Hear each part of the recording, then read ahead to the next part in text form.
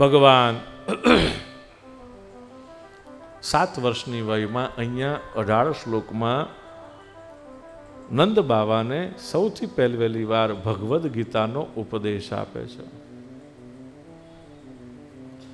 તડામાં તૈયારી કરતા જોઈ અને પૂછ્યું કે આ શેની તૈયારી છે? તો કહે છે કે આપણે ત્યાં પરંપરાથી ઇન્દ્રયાગ થાય છે.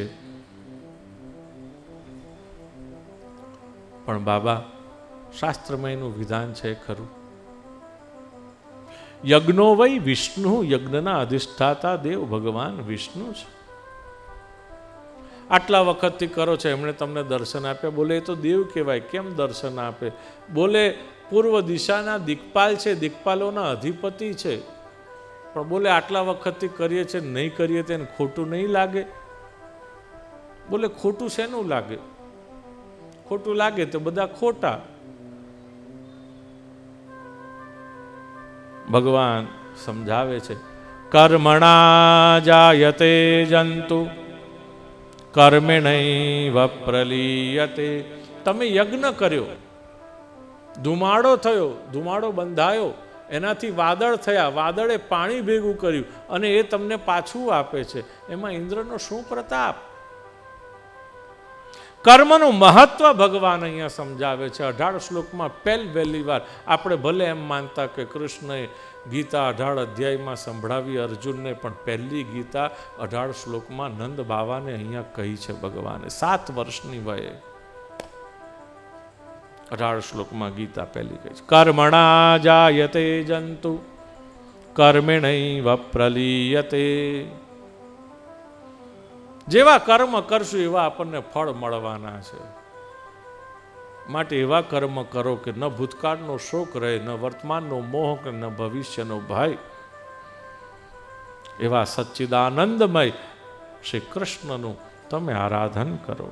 સુખમ દુઃખમ ભયમ ક્ષેમમ કર્મેણૈવાભિપદ્યતે. મનુષ્યને જે કંઈ પણ મળે છે, સુખ દુઃખ ભય ક્ષેમ, એ બધું પોતાના કર્મનું ફળ છે. અદ્ભુત ભગવાને સમજણ આપી છે અને બધાને કહ્યું કે ચાલો પોતપોતાના ઘરેથી વિધ સામગ્રી સિદ્ધ કરો, પાક તૈયાર કરો અને આપણે ગિરિરાજ મહારાજને પ્રસન્ન કરવા જઈએ. આપણા માટે થઈ ભગવાન વ્રજની અંદર ગિરિરાજ મહારાજ સ્વરૂપે બિરાજે છે, એમનું આપણે આરાધન કરવું જોઈએ.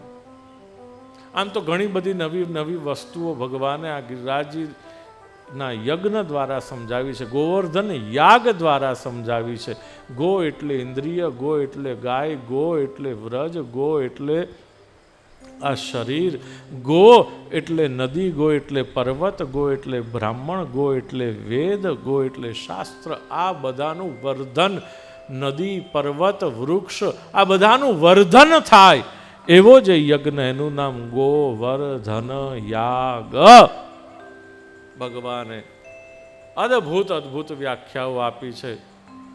પણ કાલે પાછા વહેલા આવશો તો આપણે સમજીશું કે કયા ભગવાને આની અંદર એંગલ આપ્યા છે, કેટલા દ્રષ્ટિકોણ આપ્યા છે, કઈ વસ્તુઓ આમાં ભગવાને સમજણ તરીકે આપી છે. વ્રજજનો ભગવાનની પાછળ છે, ભગવાન આગળ છે અને બધા જ નીકળ્યા છે અને ગિરિરાજ મહારાજનું પૂજન અર્ચન કરવા નીકળ્યા છે.